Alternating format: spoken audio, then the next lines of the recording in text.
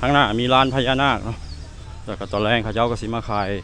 เครื่องขายของอยู่บริเวณแคมป์ของนี้มีแขกนักท่องเที่ยวมาเลาะมาเที่ยวลายได้อันนี้ลานพญานาคราชหรือว่าลานพญานาคล่ะพี่น้อง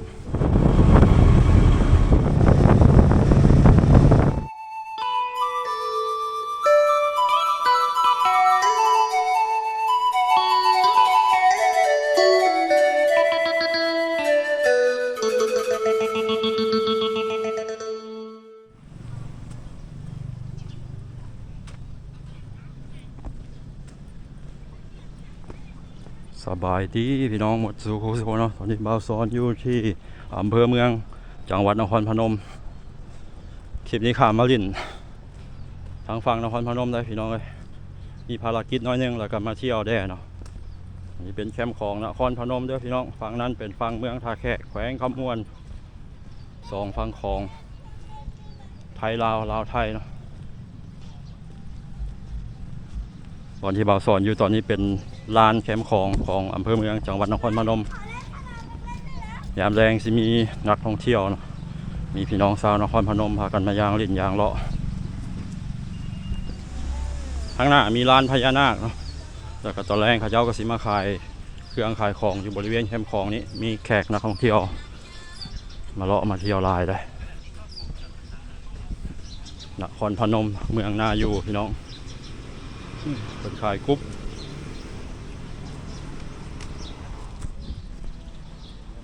นี่เป็นทางคนยางแล้วก็เป็นทางปั่นรถทีบหรือว่าปั่นจักรยานเวลามีงานมีกิจกรรมต่างๆเพิ่นก็สิมาจัดอยู่บริเวณแคมป์ของนี่แหละพี่น้องเป็นต้นว่างานไหลเรือไฟนครพนมเนาะเป็นงานที่ใหญ่เลยข้างหลังของมาสอนเป็นตลาดอินโดจีนตลาดใหญ่ประจำอำเภอเมืองจังหวัดนครพนมวันนี้ก็มาคนเดียวพี่น้องสิมีฮูปปั้นไก่เสือมีก็มีเนาะย้ำแรงหมดหลายคนจึงมาลินหลายเขาจะมาชมวิวเมืองท่าแขกสามารถเห็นแนมเห็นวิวฟังท่าแขกเห็นภูเขาเนาะยามสวยงามแต่ว่าตอนนี้เป็นยามเที่ยงมันสีมั่วจังหน่อยเพราะว่ามันมีควันไฟเขาจะจุดสวนจุดให้วันนี้อากาศร้อนอบอ้าวพี่น้องเลยใกล้สิร้อนปีใหม่ลาวหรือว่าสงกรานต์แล้วอากาศโคตรร้อนเลยแถมทางฝั่งนครพนมนี่มันเป็นแต่คอนกรีตหมดพี่น้องเขาปูกะโหลปูอย่างแห้งร้อนเขาไปเติมเนาะคันยามหนาวนี่คักอยู่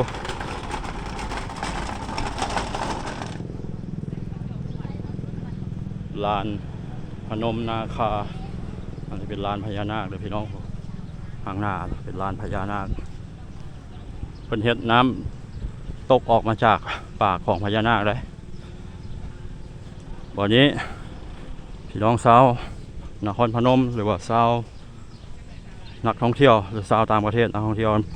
มักจะมาบูชาพญานาคมาไหว้พญานาคที่บนนี้เนาะหรือว่ามีงานบวงสรวงต่างๆก็จะมาจัดอยู่นี้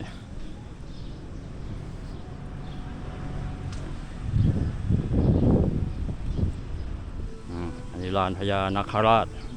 หรือว่าลานพญานาคล่ะพี่น้องคนหลายได้บ่เนี่ยนักท่องเที่ยวที่มานครพนมก็ส่วนหลายจะมาจุดนี้แหละมาเช็คอินมาถ่ายรูปเซลฟี่มาไหว้พญานาคเนาะ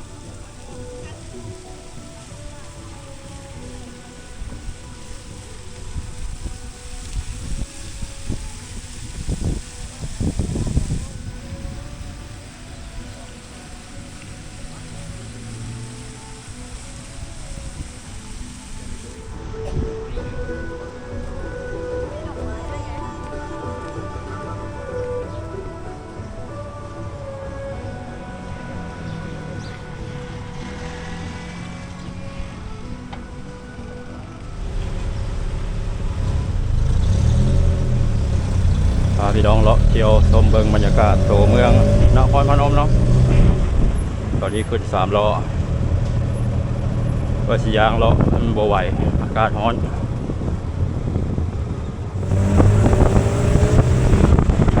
นครพน มในไฟแดงลายไฟแดงลายเลยนะเป็นตัวเมืองที่ว่าโบใหญ่พอปานใดแล้วแต่ว่าแออัดตึกเรือนซานบ้านซองนี่หนาแน่น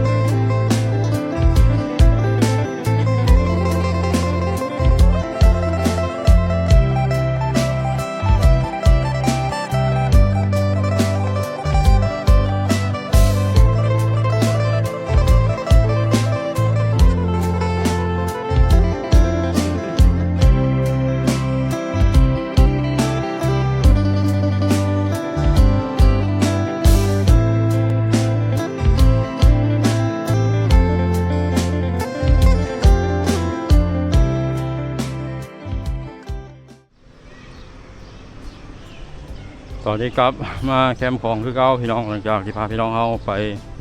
ขี่รถเลาะเบิ่งตัวเมืองนครพนมเนาะเป็นตัวเมืองที่ว่าเจริญพอสมควรพี่น้องถนนหนทางสะอาดงามตาวันนี้กำลังสิเดินทางกลับลาวพี่น้องเลยอากาศโคตรร้อนเลยสิเป็นวินพี่น้องชิดฮอดทาบันทอกไปลอยน้ำนี่ก็สิเย็นคักขนาดอากาศร้อนแท้ร้อนว่ามื้อนี้น่าจะฮอด40องศาแล้วพี่น้องนี่เป็นถนนรถถีบหรือว่าถนนจักรยานยามแรงสิมีพี่น้องสาวนครพนมพากันมาปั่นรถถีบออกกำลังกายอยู่ทางฝั่งลาวพี่น้องมีแต่ภูผาป่าดงยังอุดมสมบูรณ์อยู่ได้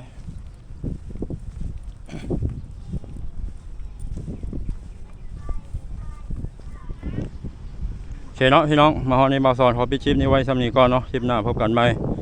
ขอขอบใจทุกท่านที่เข้ามาติดตามรับชมเด้อสำหรับคลิปนี้สบายดี